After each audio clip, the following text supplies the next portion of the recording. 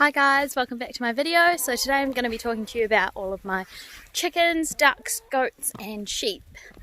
So we'll start off with the chicken and duck coop.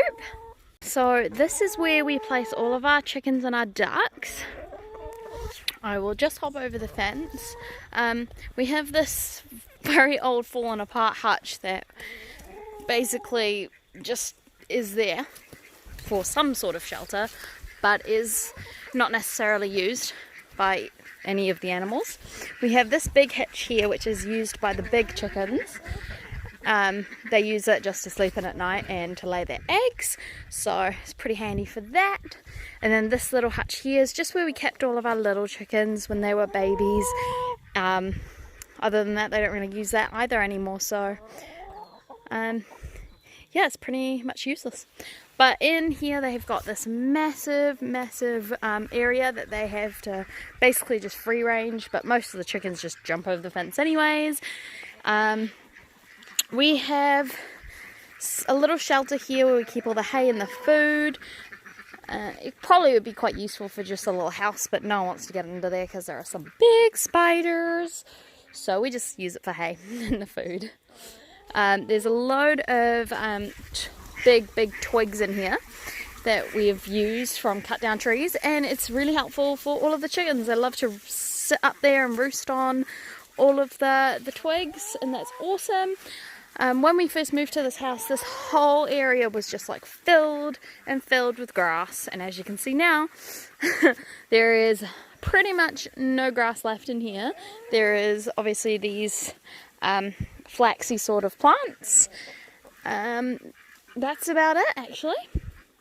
So I'll get to showing you all of the chickens and the ducks. So I'm just going to feed them because that'll bring them all over here and they won't freak out like they are right now over there. So we feed them this barnyard muesli mix. It's really good for their shells and their eggs. The ducks, they're able to have basically the same stuff the chickens does. So we just feed them the same. They already were fed this morning, so I don't need much because we tend to only feed them in the mornings because there's so many bugs around anyways. So these are our main chickens. There are 6 of them. Currently there are 4 here. There'll probably be 2 flying in at some point. And this little guy here, he's one of the babies.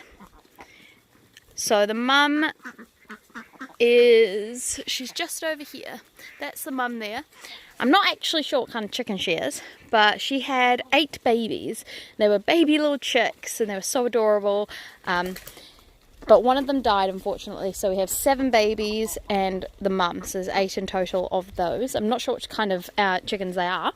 They fly really high. They actually sleep up in this massive oak tree above us at night time, and they're quite evil, I have to admit. They do not like anyone going near them. Whereas these chickens, the normal looking chickens, are very friendly. They want to come inside all the time. They want you to pet them and give them strokes. They're kind of adorable but also annoying because we don't want them in the house. And yeah, the other chickens, they're just nothing like that. If you go near them, they like squawk and fly away. And if you try to touch the mum, oh my goodness, she just like flies all the way down the driveway. She's crazy. Now onto the duck, sorry. We have, how many do we have? We have 12 ducks. So there are 4 of these black coloured ones that are here. They're still quite young, so we're not sure on the genders. They're Cayuga sort of mixed ducks. And there is also this one right here is a sibling of those as well, but she's not a Cayuga sort of colours. She's just a normal kind of duck colours. Then we have this one, and she also has a twin sister somewhere. They look exactly the same. They have little white stripes above their eyes. They're much bigger than the other ducks. So we actually have a lot of duck visitors from the pond down there. So sometimes you might think it's hard to tell the difference because these look like normal ducks, but these ducks are much bigger. They don't fly, and at least these two bigger girls, they also have that white stripe above their eye, so we can tell which ones are ours. The other ducks aren't coming, unfortunately. There is one really big boy. He is huge. He also had a girlfriend, but she unfortunately passed away. He is a Swedish blue, and he is massive. He's very, very big. So he's just over there, and there's also the other twin duck. And then there's 4 white ducks, which I think are Indian runners, but they also look like they're Peking ducks that you can get. So the difference between males and female ducks is when you have domesticated ducks that don't fly. So the girls, sometimes they're a different colour, but the way that we tell for sure is the boys have a little, they have a little flick on the bottom of their tail. So if you can see on that boy there, there's a curl on the edge of his tail. Whereas that little girl there, she doesn't have a curl. That white duck there doesn't have a curl, but there's one just there in the middle that has a curl on his tail. So we can tell the difference just by that. If you can hear all that noise, that is the crazy demon chickens. They've just flown into the tree and they're freaking out just a bit. Sorry also if you couldn't hear, because I had my hand over the mic a bit, so hopefully you could hear that. But yeah, this is basically it with the chickens and the ducks. This is pretty much where they live. We did try the ducks actually down in the little lake down the bottom there, but they just walked straight back up here straight away and did not want to go to the lake. So apparently they would prefer to be on dry ground. We are constantly filling up their little pond and their little tiny litter tray things that we use here. They sit in them and then we have to fill them up all the time. A little bit annoying because they could use the lake, but they don't want to. Yeah, so that's pretty much it for these guys. They're cool. I recommend you get some ducks and some chickens, guys. Alright, I'll show you the goats. And so the goat and the sheep all live in this big paddock here. The sheep usually get the roam of the front 2 paddocks as well, but since my little baby Tallulah here, her twin sister Delilah, which if you've seen my Meet All My Pets video, you would have seen her there. Yeah, she unfortunately passed away, so Tallulah is all on her own, and we didn't want her jumping the fences and getting upset and lonely, because goats are herd animals and they need friends, and we're not in a place where we can get another goat at the moment because they're a lot of hard work to try and keep inside of the fences, aren't they, Tallulah? So we've kept the sheep with the goat in this pen here, and you might be wondering, why don't you just let the goat also free roam the front 2 paddocks? Well, because the goat gets out of the front 2 paddocks, so she's secured in this paddock here, and we keep the sheep in here. There's only 4 of them, so they're all safe and happy in here together. It's a massive paddock for them, so there's plenty of grass for them to eat. But yeah, so Tallulah here, she is a Saanen, I think that's how you pronounce it, Saanen, Saanen goat. Her sister looked exactly like her, except her sister did not have these little dangly things under her chin. So these are called tassels, and that's where we got her name Tallulah from, Tassely Tallulah. And that's how we identified the difference between them. And she loves to be stroked and cuddled, and goats are the coolest animals ever. And the sheep, they never ever really liked us. They always tried to ignore us and run away from us if we came near.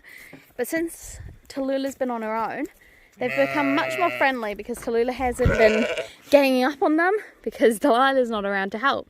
So since the sheep have figured out that we actually feed Tallulah, they have also found out that they can get some food. Isn't that right?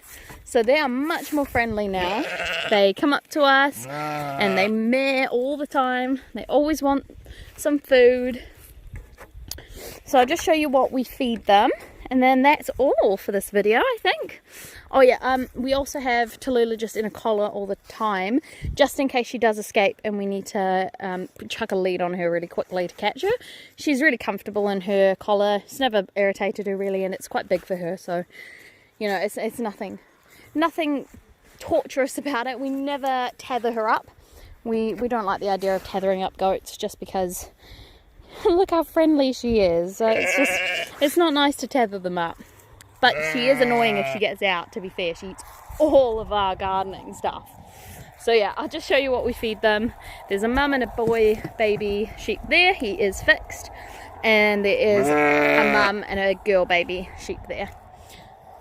So these guys are all running up here already. They know where their food lives.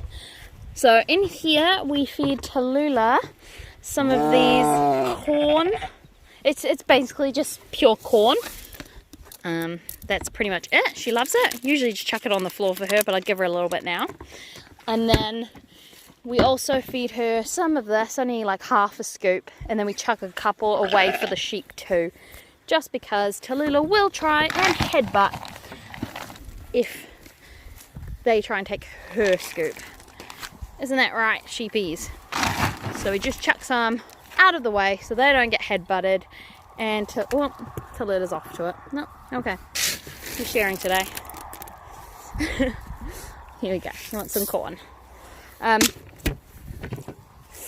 So yeah, the difference between the sheep, we can tell the difference between the mum with the girl and the mum with the boy, because the mum and the baby girl both have white faces, and the mum and the baby boy both have like the same coloured faces there as their wool.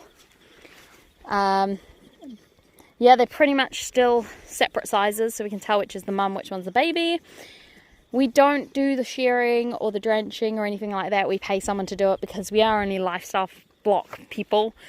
We're still new to this, so we just pay someone to come and do it for us because we're out of our league and we really just don't want to injure these sheep or put them at risk by trying to do it ourselves, especially whilst we don't know how to do things.